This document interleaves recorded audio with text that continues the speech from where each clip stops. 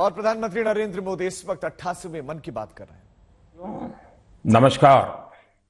नए विषयों के साथ, नए प्रेरक उदाहरणों के साथ, नए नए संदेशों को समेटते हुए एक बार फिर मैं आपसे मन की बात करने आया हूं।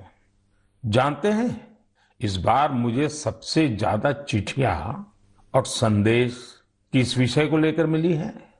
ये विषय ऐसा है जो इतिहास, वर्तमान और भविष्य तीनों से जुड़ा हुआ है। मैं बात कर रहा हूं देश को मिले नए प्रधानमंत्री संग्रहालय की। इस 14 अप्रैल को बाबा साहब आम्बेडकर की जन्म जयंती पर प्रधानमंत्री संग्रहालय का लोकार्पण हुआ है। इसे देश के नागरिकों के लिए खोल दिया गया है। एक श्रोता है श्रीमान सार्थक जी। सार्थक जी गुरुग्राम में रहते हैं और पहला मौका मिलते ही वो प्रधानमंत्री संग्रहालय देख आए हैं। सार्थक जी ने नमो ऐप पर जो संदेश मुझे लिखा है वह बहुत इंटरेस्टिंग है। उन्होंने लिखा है कि वो बरसों से न्यूज चैनल देखते हैं, अखबार पढ़ते हैं, सोशल मीडिया से भी कनेक्टेड हैं। इसलिए उन्हें लगता था कि उनकी जनरल नॉलेज काफी अच्छी होगी। लेकिन जब वे पीएम संग्रहालय गए तो उन्हें बहुत हैरानी हुई। उन्हें महसूस हुआ कि वे अपने देश और देश का नेतृत्व करने वालों के बारे में काफी कुछ जानते ही नहीं हैं। उन्होंने पीएम संग्रहालय की कुछ ऐसी चीजों के बारे में लिखा है जो उनकी जिज्ञासा को और बढ़ाने वाली थी। जैसे उन्होंने लाल बहादुर शास्त्री जी का वो चरखा देखकर बहुत खुशी हुई जो उन्हें ससुराल से उपहार में मिला था। उन्होंने शास्त्री जी की पासबुक भी देखी और यह भी देखा कि उनके पास कितनी कम बचत थी। सार्थक जी ने लिखा है कि उन्हें यह भी नहीं पता था कि मोरारजी भाई देसाई स्वतंत्रता संग्राम में शामिल होने से पहले गुजरात में डिप्टी कलेक्टर थे। प्रशासनिक सेवा में उनका एक लंबा कैरियर रहा था।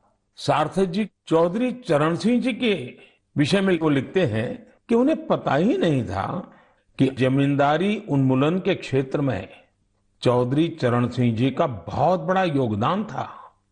इतना ही नहीं, वे आगे लिखते हैं, जब लैंड रिफॉर्म के विषय में वहां मैंने देखा कि श्रीमान PV Narasimha Rao ji land reform के काम में बहुत गहरी रुचि लेते थे।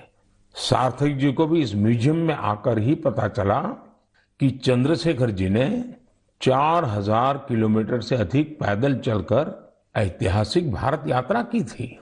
उन्होंने जब संग्रहालय में उन चीजों को देखा जो अटल जी उपयोग करते थे, उनके भाषणों को सुना, तो वो गर्व से भर उठे थे। सार्थक जी ने यह भी बताया कि इस संग्रहालय में महात्मा गांधी, सरदार पटेल, डॉक्टर अंबेडकर, जयप्रकाश नारायण और हमारे प्रधानमंत्री पंडित जवाहरलाल नेहरू के बारे में भी बहुत ही रोचक जानकारियां हैं। साथियों, देश के प्रधानमंत्रियों के योगदान को याद करने के लिए आजादी के अमृत महोत्सव से अच्छा समय और क्या हो सकता है। देश के लिए यह गौरव की बात है कि आजादी का अमृत महोत्सव एक जन आंदोलन का रूप ले रहा है। इतिहास को लेकर लोगों की दिलचस्पी काफी बढ़ रही है और ऐसे में पीएम म्यूजियम युवाओं के लिए भी आकर्षण का केंद्र बन रहा है, जो देश की अनमोल विरासत से उन्हें जोड़ रहा है। वैसे साथियों, जब म्यूजियम के बारे में आपसे इतनी बातें हो रही हैं, तो मेरा मन किया कि मैं भी आपसे कुछ सवाल करूं। देखते हैं आपकी जनरल नॉलेज क्या कहती है, आपको कितनी जानकारी है। मेरे नौजवान साथियों, आप तैयार हैं? कागज कलम हाथ में ले लिया?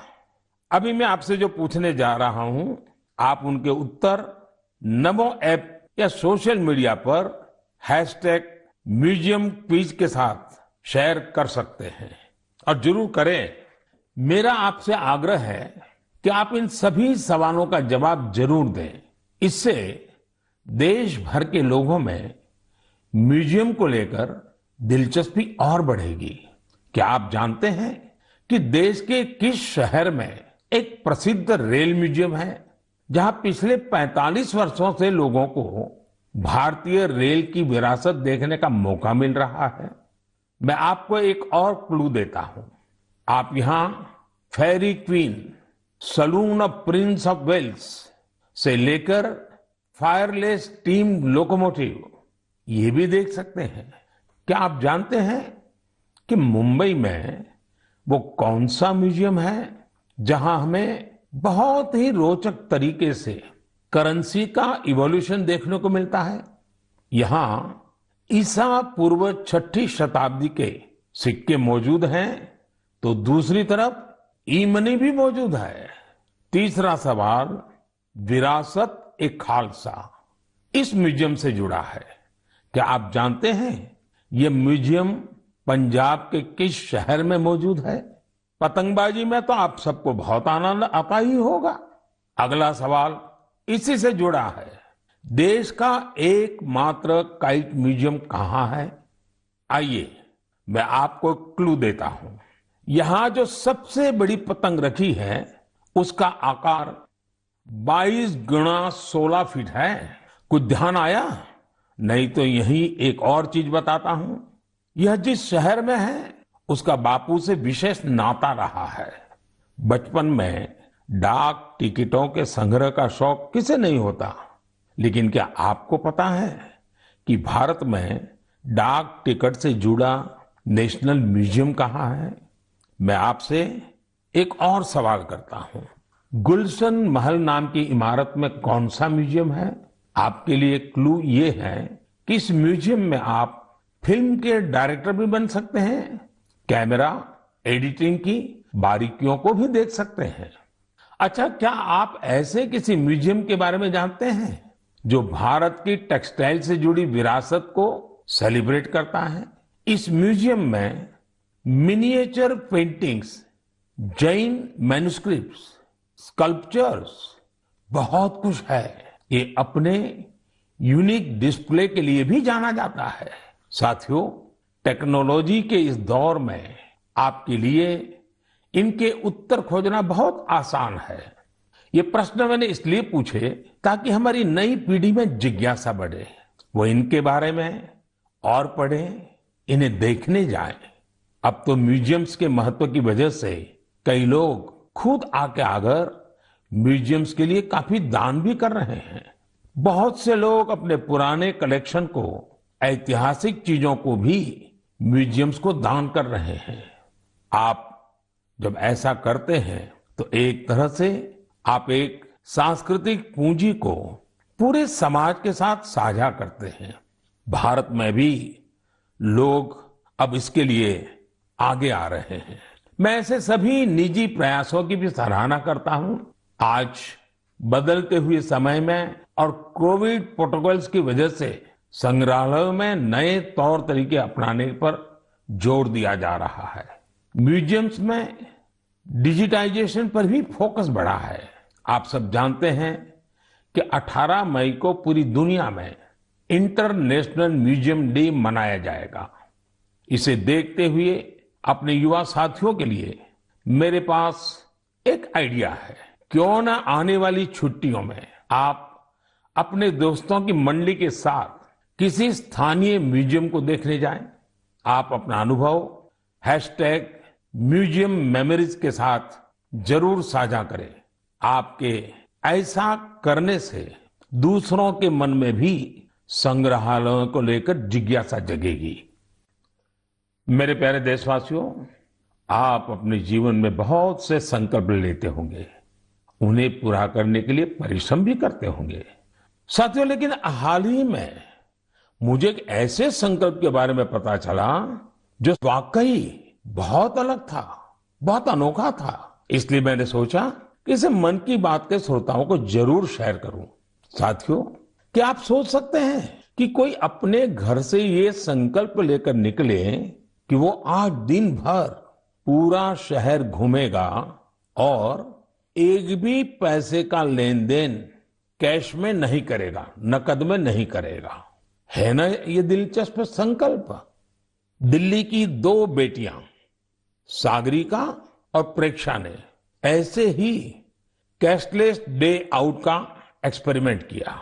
सागरिका और प्रेक्षा दिल्ली में जहां भी गई उन्हें डिजिटल पेमेंट की सुविधा उपलब्ध हो गई।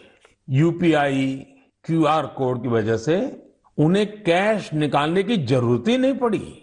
यहां तक कि स्ट्रीट फूड और रेहड़ी पटरी की दुकानों पर भी ज्यादातर जगह उन्हें ऑनलाइन ट्रांजैक्शन की सुविधा मिली। साथियों, कोई सोच सकता है कि दिल्ली है, मेट्रो सिटी है, वहां ये सब होना आसान है।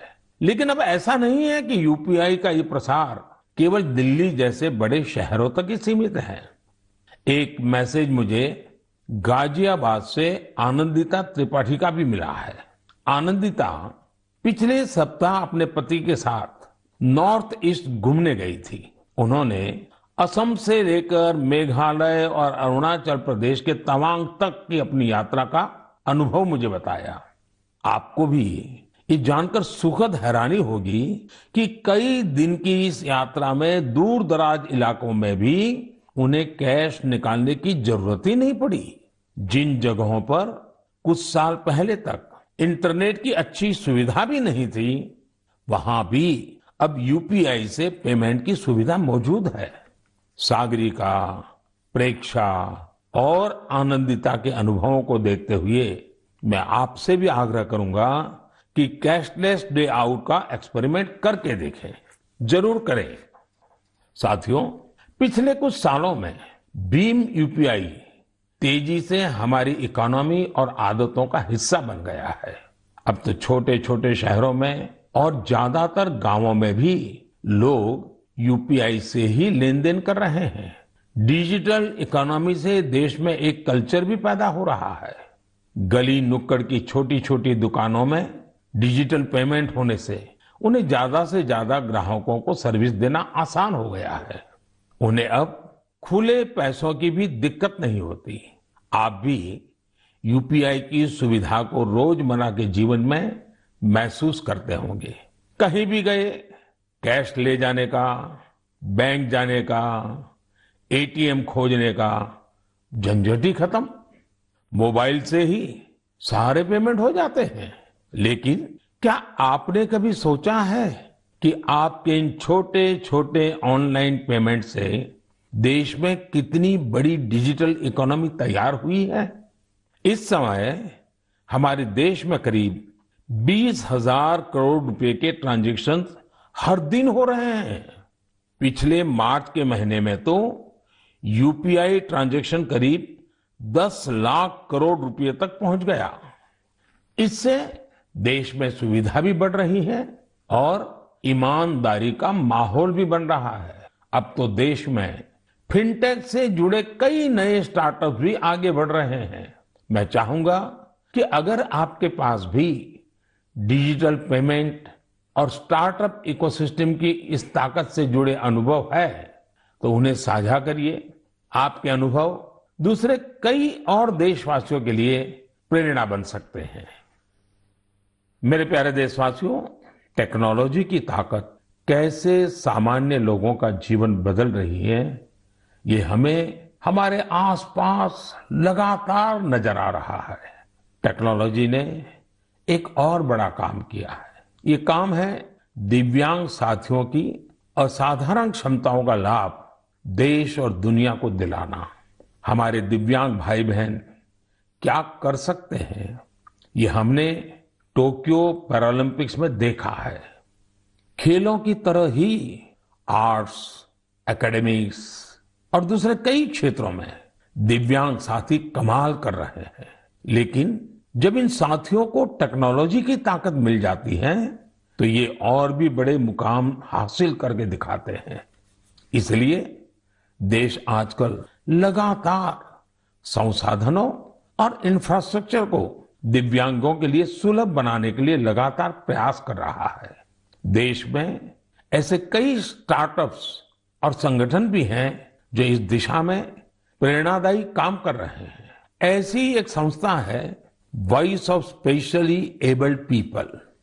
ये संस्था असिस्टिव टेक्नोलॉजी के क्षेत्र में नए अवसरों को प्रमोट कर रही है।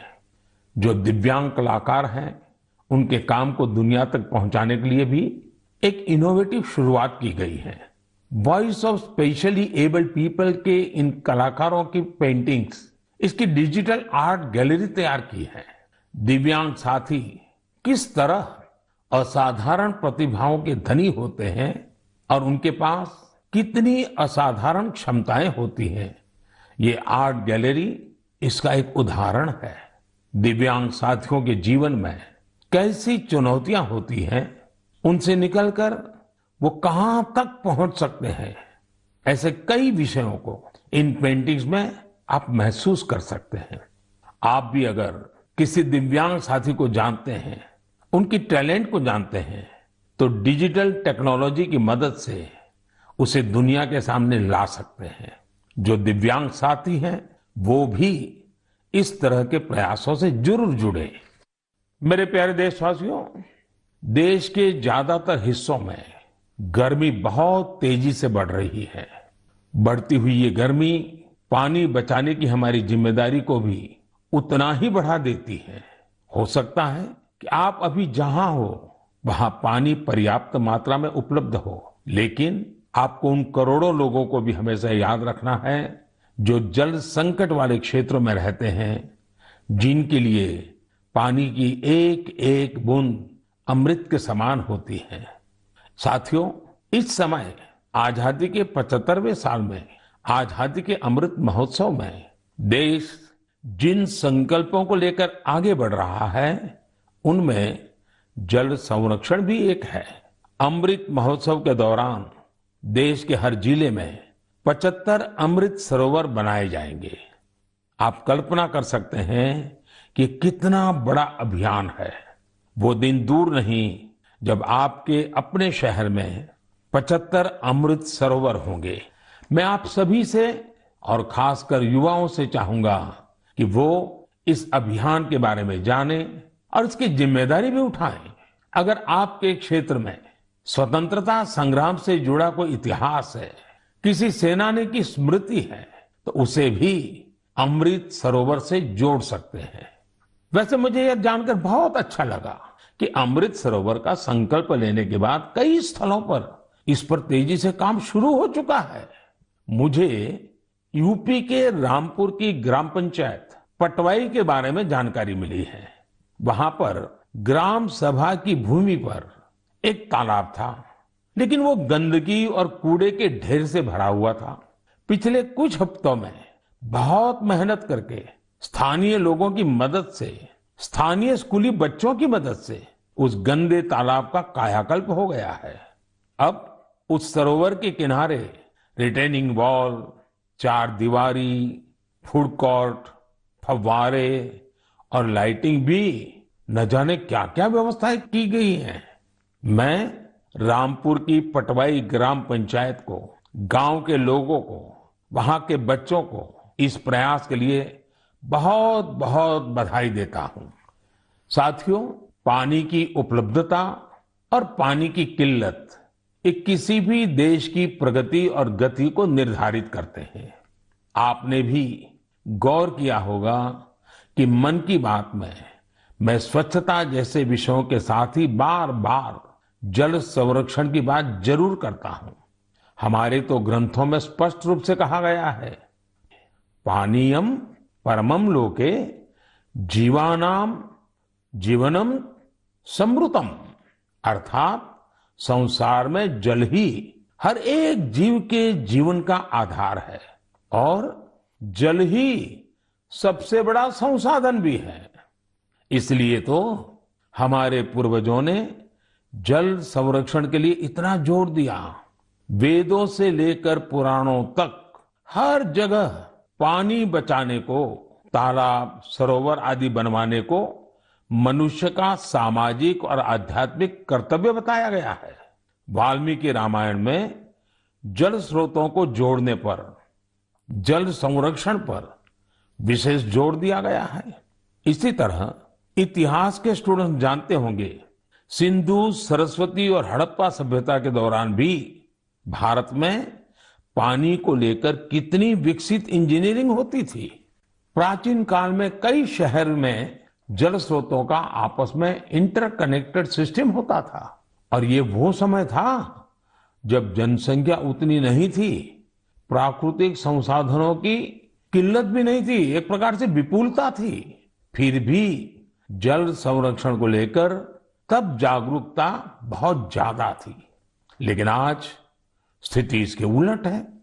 मेरा आप सभी से आग्रह है, आप अपने इलाके के ऐसे पुराने तालाबों, कुओं और सरोवरों के बारे में जानें। अमृत सरोवर अभियान की वजह से जल संरक्षण के साथ साथ आपके इलाके की पहचान भी बनेगी। इससे शहरों में, मोहल्लों में स्थानीय पर्यटन के स्थल भी विकसित होंगे। लोगों को घूमने फिरने की भी एक जगह मिलेगी। साथियों, जल से जुड़ा हर प्रयास हमारे कल से जुड़ा है। इसमें पूरे समाज की जिम्मेदारी होती है। इसके लिए सदियों से अलग अलग समाज, अलग अलग प्रयास लगातार करते आए हैं। जैसे कि कच्छ के रण की एक जनजाति मालधारी जल संरक्षण के लिए वृदास नाम का तरीका इस्तेमाल करती है। इसके तहत छोटे कुएं बनाए जाते हैं और उसके बचाव के लिए आसपास पेड़ पौधे लगाए जाते हैं। इसी तरह मध्य प्रदेश की भील जनजाति ने अपनी एक ऐतिहासिक परंपरा हलमा को जल संरक्षण के लिए इस्तेमाल किया। इस परंपरा के अंतर्गत इस जनजाति के लोग पानी से जुड़ी समस्याओं का उपाय ढूंढने के लिए एक जगह पर एकत्रित होते हैं। हलमा परंपरा से मिले सुझावों की वजह से इस क्षेत्र में पानी का संकट कम हुआ है और भूजल स्तर भी बढ़ रहा है। साथियों, ऐसे ही कर्तव्य का भाव अगर सबके मन में आ जाए तो जल संकट से जुड़ी बड़ी से बड़ी चुनौतियों का समाधान हो सकता है। आइए, आजादी के अमृत महोत्सव में हम जल संरक्षण और जीवन संरक्षण का संकल्प लें। हम बूंद बूंद जल बचाएंगे और हर एक जीवन बचाएंगे। मेरे प्यारे देशवासियों, आपने देखा होगा कि कुछ दिन पहले मैंने अपने युवा दोस्तों से, स्टूडेंट से परीक्षा पर चर्चा की थी। इस चर्चा के दौरान कुछ स्टूडेंट से कहा कि उन्हें एग्जाम में गणित से डर लगता है। इसी तरह की बात कई विद्यार्थियों ने मुझे अपने संदेश में भी भेजी थी। उस समय ही मैंने ये तय किया था कि गणित, मैथमेटिक्स पर मैं इस बार के मन की बात में जरूर चर्चा करूंगा। साथियों, गणित तो ऐसा विषय है जिसे लेकर हम भारतीयों को सबसे ज्यादा सहज होना चाहिए। आखिर गणित को लेकर पूरी दुनिया के लिए सबसे ज्यादा शोध और योगदान भारत के लोगों ने ही तो दिया है। शून्य यानी जीरो की खोज और उसके महत्व के बारे में आपने खूब सुना भी होगा। अक्सर आप ये भी सुनते होंगे कि अगर जीरो की खोज न होती तो शायद हम दुनिया की इतनी वैज्ञानिक प्रगति भी न देख पाते। कैलकुलस से लेकर कंप्यूटर्स तक ये सारे वैज्ञानिक आविष्कार जीरो पर ही तो आधारित हैं। भारत के गणितज्ञों और विद्वानों ने यहां तक लिखा है कि यत् किंचित वस्तु तत्सर्वम, यत् किंचित वस्तु तत्सर्वम गणितेन बिना नहीं, गणितेन बिना नहीं। अर्थात इस पूरे ब्रह्मांड में जो कुछ भी है वो सब कुछ गणित पर ही आधारित है। आप विज्ञान की पढ़ाई को याद करिए तो इसका मतलब आपको समझ आ जाएगा। विज्ञान का हर प्रिंसिपल एक मैथमेटिकल फॉर्मूला में ही तो व्यक्त किया जाता है। न्यूटन के लॉज हो, आइंस्टाइन का फेमस इक्वेशन, ब्रह्मांड से जुड़ा सारा विज्ञान एक गणित ही तो है।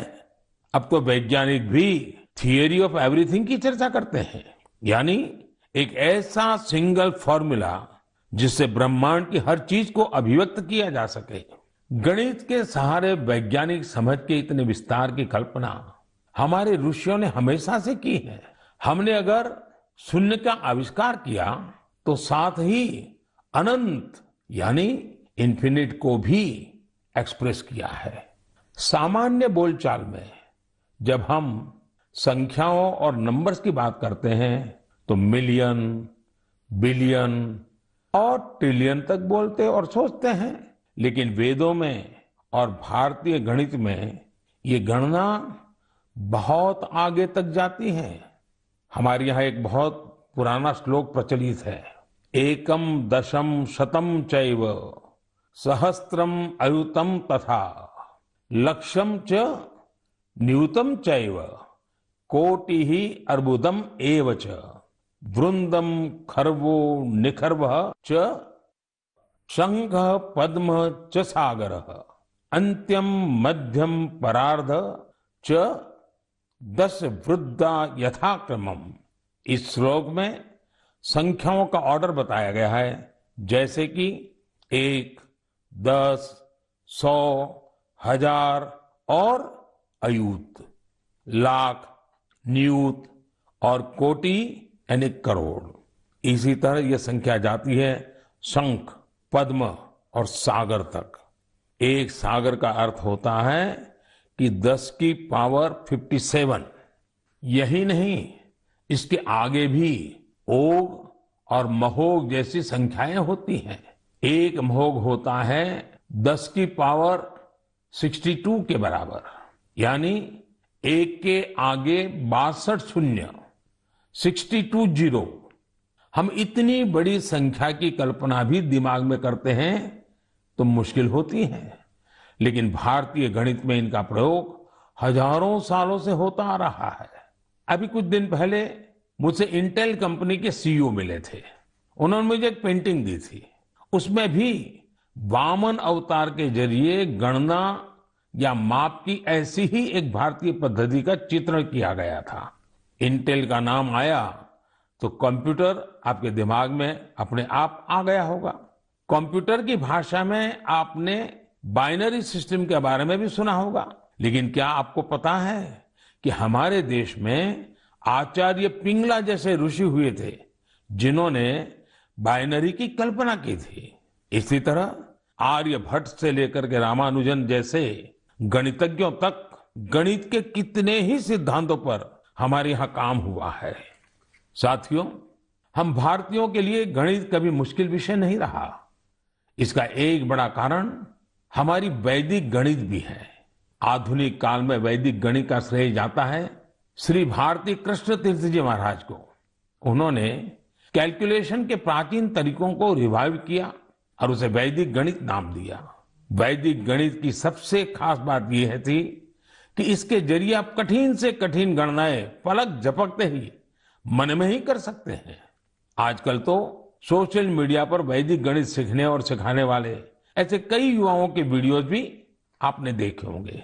साथियों, आज मन की बात में वैदिक गणित सिखाने वाले एक ऐसे ही साथी हमारे साथ भी जुड़ रहे हैं। ये साथी हैं कोलकाता के गौरव टेकरीवाल जी, और वो पिछले 2-2.5 दशक से वैदिक मैथमेटिक इस मूवमेंट को बड़े समर्पित भाव से आगे बढ़ा रहे हैं। आइए उनसे ही कुछ बातें करते हैं। गौरव जी, नमस्ते। नमस्ते सर। मैंने सुना है कि आप वैदिक मैथ्स के लिए काफी रुचि रखते हैं, बहुत कुछ करते हैं। तो पहले तो मैं आपके विषय में कुछ जानना चाहूंगा और बाद में इस विषय में आपकी रुचि कैसे है, जरा मुझे बताइए। सर, मैं 20 साल पहले जब बिजनेस स्कूल के लिए अप्लाई कर रहा था तो उसकी कॉम्पिटिटिव एग्जाम होती थी जिसका नाम है कैट। उसमें बहुत सारे गणित के सवाल आते थे जिसको कम समय में करना पड़ता था। तो मेरी माँ ने मुझे एक बुक लाकर दिया जिसका नाम था वैदिक गणित। स्वामी श्री भारती कृष्ण तीर्थ जी महाराज ने वो बुक लिखी थी और उसमें उन्होंने 16 सूत्र दिए थे जिसमें गणित बहुत ही सरल और बहुत ही तेज हो जाता था। जब मैंने वो पढ़ा तो मुझे बहुत प्रेरणा मिली और फिर मेरी रुचि जागृत हुई मैथमेटिक्स में। मुझे समझ में आया कि ये सब्जेक्ट जो भारत की देन है, जो हमारी धरोहर है, उसको विश्व के कोने कोने में पहुंचाया जा सकता है। तब से मैंने इसको एक मिशन बनाया कि वैदिक गणित को विश्व के कोने कोने में पहुंचाया जाए, क्योंकि गणित की डर सर हर जन को सताती है और वैदिक गणित से सरल और क्या हो सकता है। गौरव जी, कितने सालों से आप इसमें काम कर रहे हैं? मुझे आज हो गए करीबन 20 साल सर, मैं उसमें ही लगा हुआ हूँ। और अवेयरनेस के लिए क्या करते हैं, क्या क्या प्रयोग करते हैं, कैसे जाते हैं लोगों के पास? हम लोग स्कूल्स में जाते हैं, हम लोग ऑनलाइन शिक्षा देते हैं, हमारी संस्था का नाम है वैदिक मैथ्स फोरम इंडिया। उस संस्था के तहत हम लोग इंटरनेट के माध्यम से 24 घंटे वैदिक मैथ्स पढ़ाते हैं सर। गौरव जी, आप तो जानते हैं मैं लगातार बच्चों के साथ बातचीत करना पसंद भी करता हूं और मैं अवसर ढूंढता रहता हूं। और एग्जाम वॉरियर से तो मैं बिल्कुल एक प्रकार से मैंने उसको इंस्टीट्यूशनलाइज कर दिया है। और मेरा भी अनुभव है कि ज्यादातर जब बच्चों से बात करता हूं तो गणित का नाम सुनते ही वो भाग जाते हैं। और तो मेरी कोशिश यही है कि ये बिना कारण जो एक हाव पैदा हुआ है उसको निकाला जाए, ये डर निकाला जाए। और छोटी छोटी टेक्निक जो परंपरा से है, क्योंकि भारत गणित के विषय में कोई नया नहीं है, शायद दुनिया में पुरातन परंपराओं में भारत के पास गणित की परंपरा रही है। तो एग्जाम वॉरियर को डर निकालना है तो आप क्या कहेंगे उनको? सर ये तो सबसे ज्यादा उपयोगी है बच्चों के लिए, क्योंकि एग्जाम का जो डर होता है, जो हवा हो गया है हर घर में, एग्जाम के लिए बच्चे ट्यूशन लेते हैं, पेरेंट्स परेशान रहते हैं, टीचर्स भी बहुत परेशान होते हैं। तो वैदिक गणित से ये सब छू मंतर हो जाता है। इस साधारण गणित की अपेक्षा में वैदिक गणित 1500% तेज है और इससे बच्चों में बहुत कॉन्फिडेंस आता है और दिमाग भी तेजी से चलता है। जैसे हम लोग वैदिक गणित के साथ योग भी इंट्रोड्यूस किए हैं, जिससे कि बच्चे अगर चाहे तो आंख बंद कर भी कैलकुलेशन कर सकते हैं वैदिक गणित पद्धति के द्वारा। वैसे ध्यान की जो परंपरा है उसमें भी इस प्रकार से गणित करना, वो भी ध्यान का एक प्राइमरी कोर्स भी होता है। Right sir.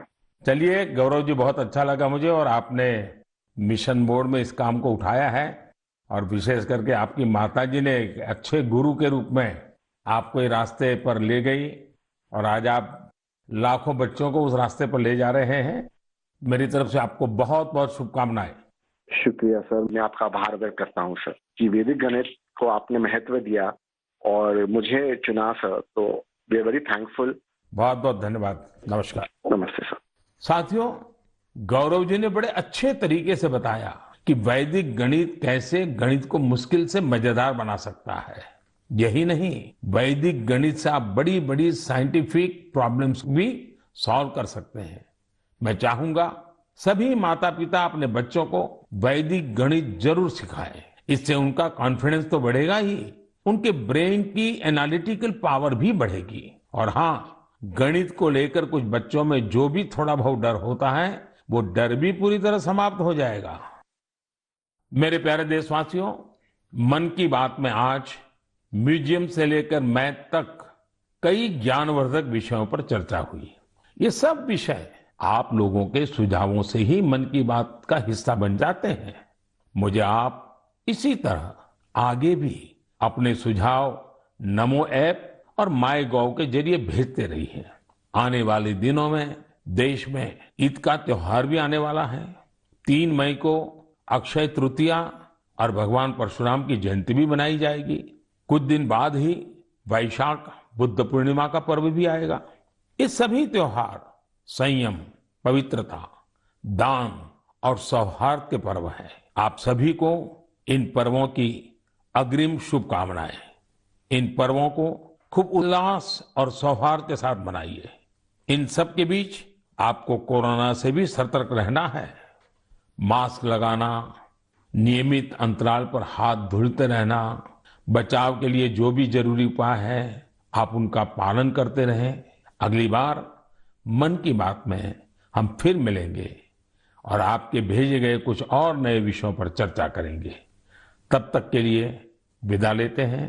बहुत बहुत धन्यवाद।